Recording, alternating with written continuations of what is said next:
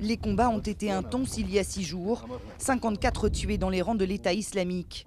Les Peshmerga ont repris cette zone dite de la montagne jaune près de Mossoul.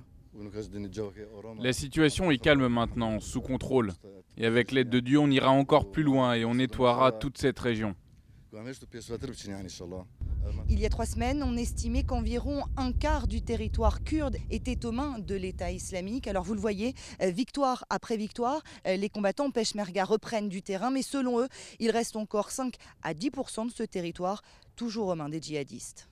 Mais le combat est inégal. Si les Peshmerga sont plus nombreux, ils n'ont en leur possession qu'un armement vétuste, comme ces douchkas, des mitrailleuses héritées des Russes après les années 70.